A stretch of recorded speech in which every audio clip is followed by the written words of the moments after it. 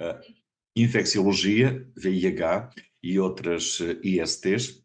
Vamos contar com o contributo da doutora Joana Marinho Silva, é médica no Centro Hospitalar Universitário de Coimbra, acompanha doentes na consulta de PrEP, infecciologia geral e VIH, e é autora de diversos trabalhos científicos apresentados em congressos. Temos todos a noção de que descarrilhámos ligeiramente em relação aos tempos que estavam programados, e por isso aqui deixo ficar o repto aos próximos intervenientes que procurem, no fundo, ajustar um pouco mais o discurso que têm para nos apresentar, de modo a que efetivamente consigamos terminar os trabalhos à hora que estava inicialmente programada. Sei que é difícil, talvez não seja impossível. Doutora Joana Marinho Silva, bom dia. Olá, bom dia. Queria Viva, agradecer bom o dia. convite. Vou só aqui começar já a partilhar. Vem falar-nos sobre infecções sexualmente transmissíveis. Exatamente. Ai, desculpem.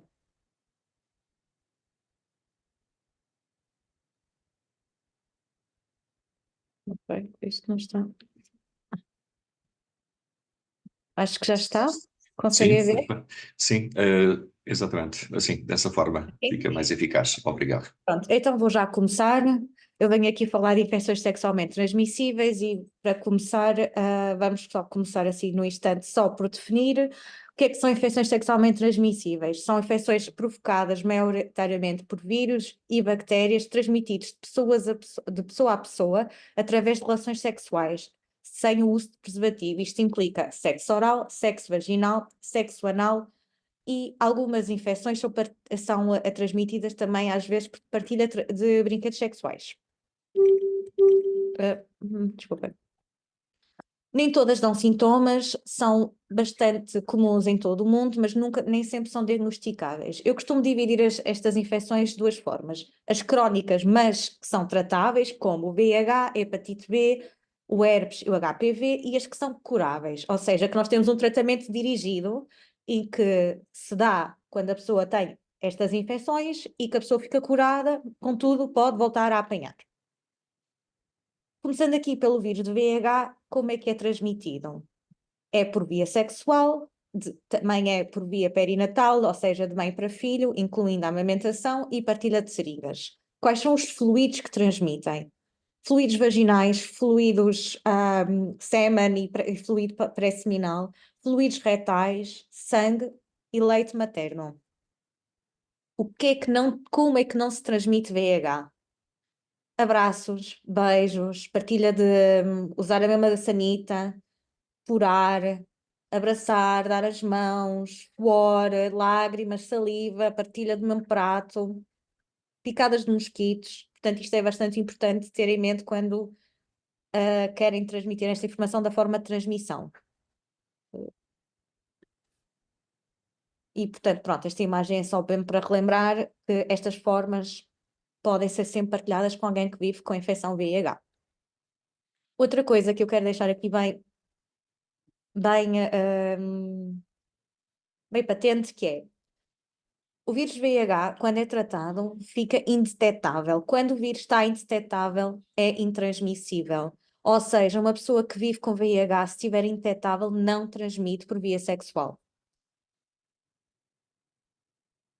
Diagnóstico: existem múltiplos testes. Quando existe um contacto, o teste que apresenta o teste positivo mais rápido é o teste de quarta geração, que normalmente é feito em laboratórios. Os testes rápidos, que existem em várias ONGs, podem dar só positivo ao final de 90 dias. Pronto, isto é só importante para perceberem, perante um contacto de risco, quanto tempo é que devem fazer o teste e depois repetir posteriormente. E quem é que deve ser testado? No fundo, toda a gente, pelo menos uma vez na vida. A OMS recomenda os rastreios nas pessoas com a idade de 13 aos 64 anos, contudo, hoje em dia nós temos muitos diagnósticos, pronto, em pessoas acima dos 65 anos e, portanto, toda a gente, pelo menos uma vez na vida, deve fazer estes testes. Quem é que deve fazer o rastreio pelo menos uma vez por ano? Pessoas sexualmente ativas com múltiplos parceiros. e muitas vezes que não usem preservativo. Ou então, pronto, homens têm sexo com homens, pessoas que tenham tido mais que um parceiro por ano desde o último teste de VIH, pessoas que façam partilha de seringas, pessoas que recorram a trabalhadores de sexo, pessoas que tenham tido outras infecções sexualmente transmissíveis, ou pessoas que pretendam engravidar ou que já estejam grávidas. Pronto, isto já depois é um rastreio que já faz parte das recomendações, mas nunca é pouco relembrar. E quando é que devem ser testados? Quando tiverem lesões herpéticas muito exuberantes, como esta aqui nesta imagem, quando tiverem foliculite, que são estas infecçõezitas, estas bolhitas que aparecem no corpo, devem fazer um teste. Quando têm um molusco, pronto, que é o vulgo, é os chatos, nas regiões genitais também devem pensar que podem ter uma infecção VIH. Quando têm aftas exuberantes, como pronto, nesta imagem, têm muitas aftas com muita recorrência, deve ser feito um teste. Quando têm sífilis, pronto, que é uma IST, quando têm gengivites de repetição, ou seja, não é terem uma gengivite, é terem várias de repetição, ou terem lesões atípicas na boca, pronto. Quando têm estas lesões assim, estão sarcoma de Kaposi, pronto, isto aparece mais nos estadios mais avançados da infecção VIH, mas às vezes é só assim que se faz o diagnóstico, é quando alguém aparece com esta lesão e se pede o teste. Pronto, isto aqui é mais para os oftalmologistas, que é definido por citomegalovírus, pronto, lá está novamente aqui a sífilis, candidíase oral, isto são os sapinhos, que se chama sapinhos, pronto, que é quando temos a língua toda branca, e é bastante doloroso, sobretudo a comer. Também é um dos motivos que se deve fazer o teste.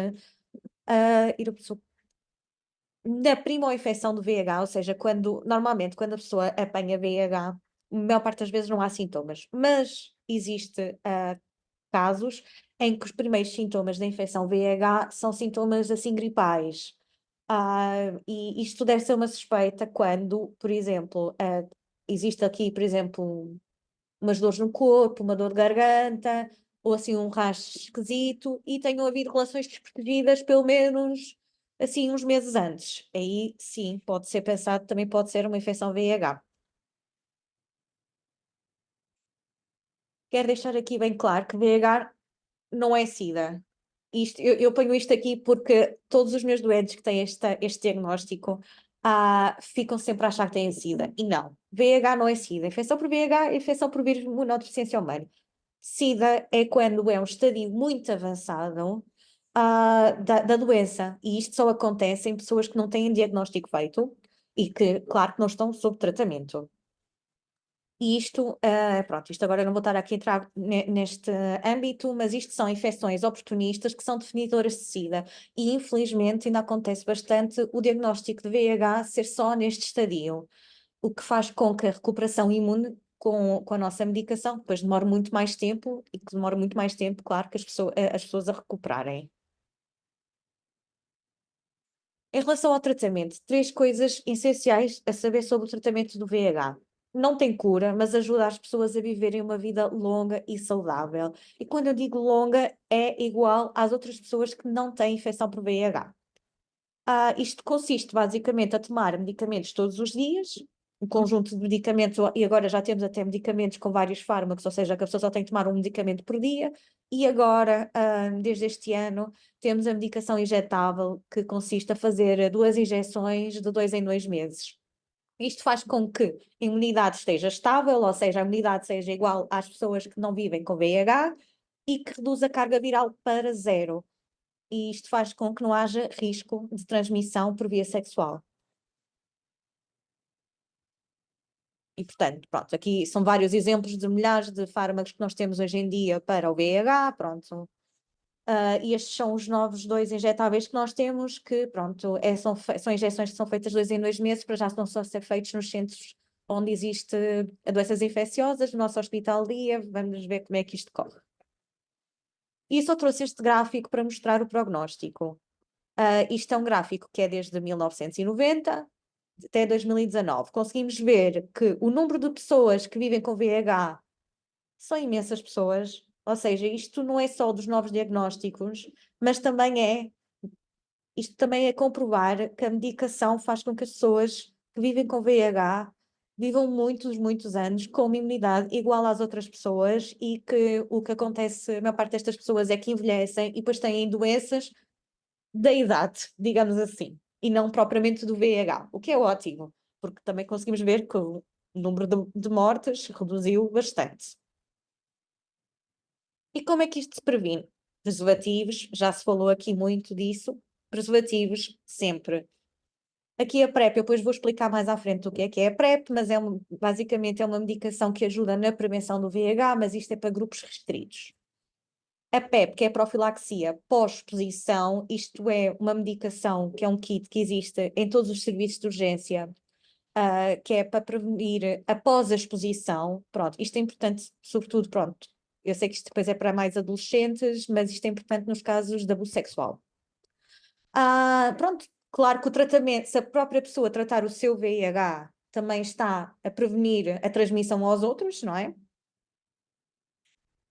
Testando também ajuda na prevenção, porque se a pessoa souber que tem a infecção, trata, fica indetetável e ajuda na prevenção e no risco de transmissão. Claro que não haver a partida de seringas também ajuda na prevenção e, claro, o rastreio sempre de ISTs por si só também já faz isso. Agora passando aqui para os vírus da hepatite. Estas infecções não são propriamente infecções sexualmente transmissíveis, mas têm uma via de transmissão sexual e por isso é que eu decidi falar delas. Aqui começando, a hepatite A, a via de transmissão pode ser através da comida contaminada, mas cada vez mais a infecção tem sido transmitida por via sexual. Tudo muito pelas práticas sexuais cada vez mais são mais frequentes, sobretudo mais nos homens têm sexo com homens. O período de incubação é de 28 dias, pronto. E aqui, em relação à hepatite B, já existem outras formas para além da via sexual, também existe a via de transmissão de mãe para filho e também na via de transmissão da troca de seringas, da mesma forma que a hepatite C. A hepatite C é mais por transmissão por troca de seringas, porque o maior risco é mesmo contacto de sangue contaminado, contudo, se houver contacto no ato sexual, se houver contacto com sangue, sobretudo se houver alguma fissura anal, por exemplo, há o risco de contrair hepatite C. O período de incubação pode ir até 180 dias, portanto, ainda demora. Os sintomas numa infecção aguda, febre, perda de apetite, dor muscular, é como se fosse uma infecção viral. Mas sabemos que a hepatite A é uma infecção aguda, portanto pode dar estes sintomas, mas a hepatite B e a hepatite C já podem ser infecções crónicas e, portanto, às vezes o rastreio destas infecções são só mesmo nos rastreios que nós apanhamos, que já não dá sintomas. Existem testes rápidos para a hepatite B e C, para a hepatite A não existem, mas normalmente a hepatite A, como é aguda, é feito um diagnóstico normalmente no serviço de urgência e é uma coisa mais autolimitada, ou seja, a hepatite A dá estes sintomas, pode dar alterações nas análises, em raros casos as pessoas precisam não ficar internadas, mas depois é uma coisa que passa. Hepatite B e hepatite C não é bem assim. Hepatite B, nem toda a gente precisa de ser tratada. Se forem tratadas, existe um comprimido diário para a vida toda. O objetivo aqui é a carga ficar indetetável. Na hepatite C, toda a gente deve ser tratada, 8 a 12 semanas, depois depende um bocadinho do grau de cirrose, se a pessoa tem ou não, e o objetivo é a cura, ou seja, a partir do momento que fazem este tratamento e ficarem curadas, acabou a hepatite C. Contudo, lá está, como eu disse há bocado, tudo o que é curado pode voltar a aparecer. Agora, falando aqui da sífilis, a sífilis é um bocadinho complexa, porque a sífilis tem vários estadios. A sífilis primária, que é o que nós chamamos que é que é o primeiro estadio que pode aparecer mais ou menos até 90 dias após a exposição, é uma úlcera, é uma lesão no genital ou na cavidade na boca, única ou múltipla, pronto, mas normalmente é única, com este aspecto assim e que normalmente não dói. Muitas vezes esta lesão pode até desaparecer sem tratamento. E depois na sífilis pode acontecer várias coisas. Pode passar para a fase secundária, que dá estas lesões no corpo, ou pode passar depois, passado alguns anos, para a terciária, que eu vou falar a seguir. Só que a sífilis pode aparecer primeiro da forma primária, pode não aparecer a primária, pode aparecer esta secundária, ou pode aparecer só a terciária. Portanto, a única forma de fazer sempre o rastreio da sífilis, são os testes rápidos ou fazer uma análise laboratorial. Pronto, da primária eu já falei aqui. Da secundária, também, para além destas lesões, que normalmente também dão sempre nas mãos e nos pés, e isto ajuda bastante porque já exclui muitas doenças da pele. Pode também dar febre, mal-estar, vômitos, pode dar uma hepatite aguda, pronto, isto já é mais raro. Tanto a primária como a secundária trata-se apenas de uma injeção de penicilina. Agora, esta é a terciária, que pode haver envolvimento cerebral, cardiovascular, ou pode dar estas lesões assim. A que acontece ainda assim mais frequentemente é a neurosífilis, pronto, que pode dar com alguma confusão, pode dar meningite, pode dar alterações oculares, pronto, estas 3 formas tratam-se a nível de internamento porque é preciso fazer 14 dias de penicilina endovenosa. E por fim aqui só a sífilis latente, que na minha experiência até acaba por ser até a mais frequente que nós apanhamos, que é um teste de sífilis positivo, mas a pessoa nunca teve sintomas antes. E nós não sabemos, e nunca tinha feito um teste antes. Quando as pessoas já têm um teste negativo no ano anterior, damos só uma injeção de penicilina. Quando nós não sabemos, damos 3 injeções, no intervalo de 3 semanas, ou seja, uma por semana. E depois temos aqui a parte do rastreio dos parceiros. Se a pessoa tiver uma lesão, genital, nós fazemos os rastreios, procuramos os parceiros nos últimos 90 dias e tratamos sempre o parceiro, independentemente se a pessoa tiver, serologias positivas ou não. Se for a secundária, aquela das lesões da pele, procuramos parceiros nos últimos 6 meses, porque lá está, isso tem a ver com o tempo de exposição. Se for aquelas latentes, é 1 ano, tratamos sempre os parceiros. Pronto, esta parte é como nós, reavaliamos, porquê? Porque a sífilis, a partir do momento que alguém tenha uma sífilis, aqueles testes rápidos vão dar para sempre positivo, mas isso não quer dizer que a pessoa tenha sífilis novamente. Aquilo é uma memória, basicamente, do nosso corpo, portanto, o teste rápido, se tiverem feito sífilis, Júlia Morgado tem um cabelo. se tiverem feito o teste de sífilis a primeira vez e tiverem feito tratamento, se repetirem esse teste rápido, vai dar para sempre positivo. Portanto, depois o que se tem de fazer doseamento é destes testes não troponémicos, que não são feitos a nível hospitalar ou no centro de saúde. E, por fim, aqui, a abstinência sexual, que deve ser sempre feita pronto, a pessoa e o parceiro acabar, terminar o tratamento. Gonorreia.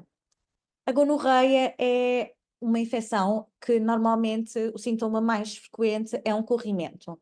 Normalmente é um corrimento pelo pênis, é um corrimento vaginal e às vezes também dá dores na relação sexual. Pronto, e o corrimento normalmente é esverdeado, amarelado, também pode dar dor a urinar, nos homens pode dar uns testículos inchados, mas a gonorreia também pode dar conjuntivite, pode dar faringite, pode dar proctite, se houver atos de sexo anal, e pode dar, em casos, isto já é raro, mas ainda acontece, uma infecção disseminada, que normalmente é nas articulações, mais nos joelhos, cotovelos, são mais nesse tipo de articulações. Pronto, isto é só importante, porquê? Por causa do tratamento, é sempre com ceftriaxona intramuscular, mas muitas vezes, depois, consoante o local, temos de fazer testes de cura ou não. Diagnóstico é com colheita de urina e as zaragatoas nos locais onde as pessoas têm queixas. Rastreio, novamente, 60 dias dos últimos parceiros dos últimos 60 dias. E depois, pronto, lá está, é o teste de cura, que se for norofaringe é 14 dias, nos restantes locais, 3 meses. Abstinência local, 7 dias após o início do tratamento. E até os parceiros serem tratados. A clamídia é uma coisa muito parecida, no fundo, clinicamente é muito difícil diferenciar a gonorreia da clamídia, portanto, quando nós não temos acesso aos exames, o que fazemos é que medicamos para as duas coisas, e acaba por resolver. Mas lá está, dá na mesma ao corrimento, pronto, dá exatamente a mesma coisa que eu tive aqui a dizer da gonorreia, dá corrimento, pode dar testículos inchados, na mulher pode dar a doença inflamatória pélvica e infertilidade, às vezes isto são causas de infertilidade. O diagnóstico é sempre colheita de urina, zaragatoas na cavidade oral, retal e vaginal. Também pode dar conjuntivite, uretrite, cervitite, pronto, tudo o que tem direito.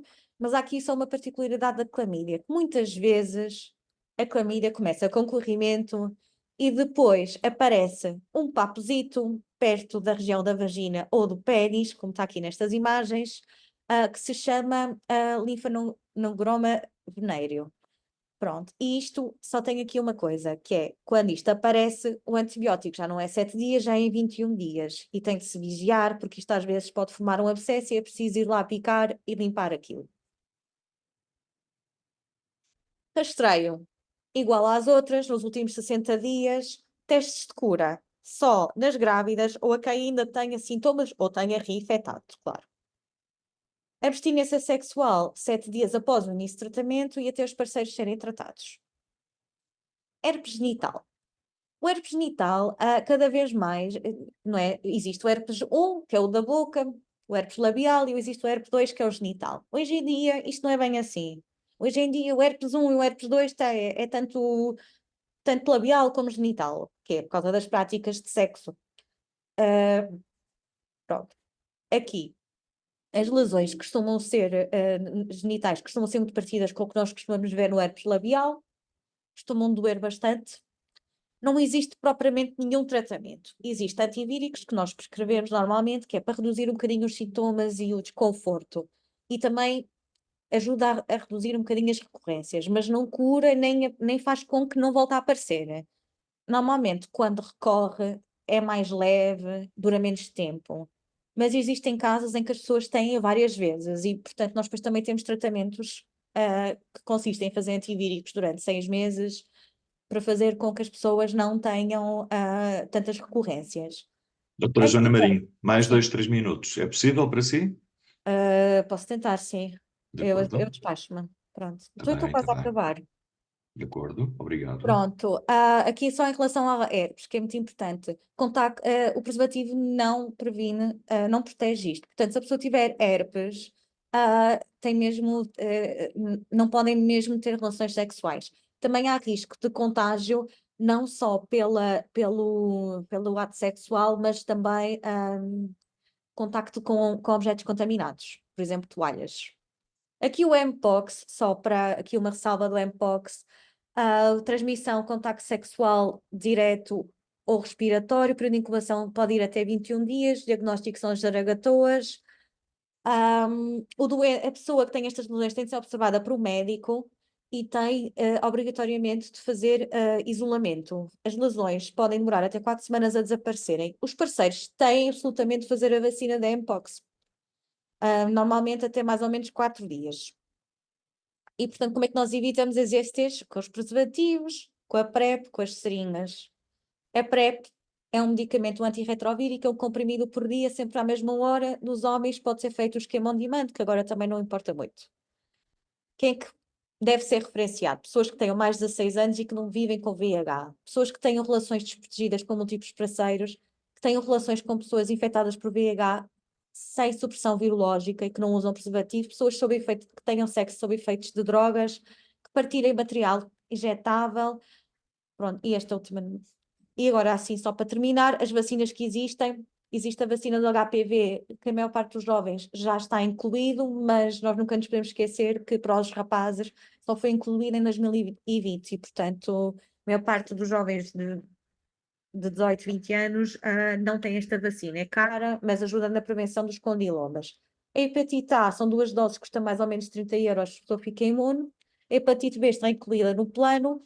Não nos podemos esquecer que a maior parte dos nossos migrantes não tem estas vacinas nos planos e, portanto, deve ser recomendado. E a Mpox, que é gratuita. Obrigada.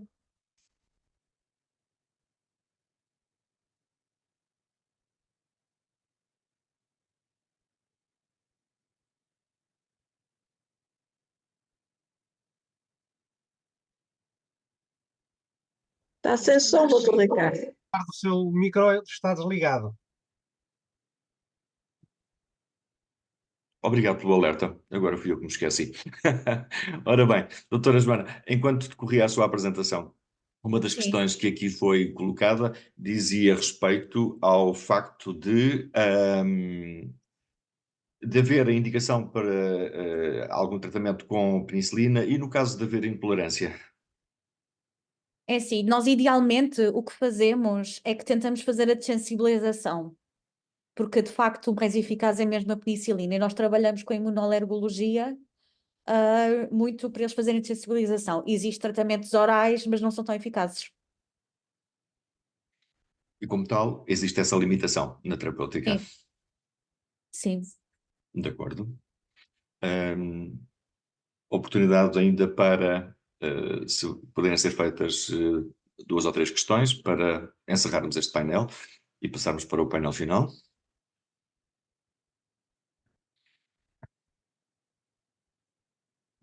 Caríssimos, se de facto não existem questões a colocar, depois daria por encerrado este quarto painel e naturalmente agradecer à doutora Joana Marinho Silva a apresentação que aqui nos fez, muito clara, muito objetiva, muito assertiva.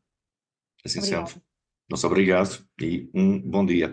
Bom dia. Pede-me a organização para passar a seguinte mensagem, de modo a que haja um controle sobre as presenças nesta formação e de maneira a que depois possa ser emitido certificado de participação, é necessário que, quando aqui estão presentes, que efetivamente se consiga facilmente identificar quem é a pessoa. Por vezes isso surge de modo cifrado, aí daí que nos peçam para fazerem o favor de renomearem o utilizador, de modo a que depois seja mais fácil para a organização fazer justamente esse controle e emitir os certificados de presença. Dar-vos nota também do seguinte, esta manhã tem sido uma manhã particularmente concorrida em termos de participantes. Dou-vos apenas para já um número global, 410 inscrições para esta formação científica.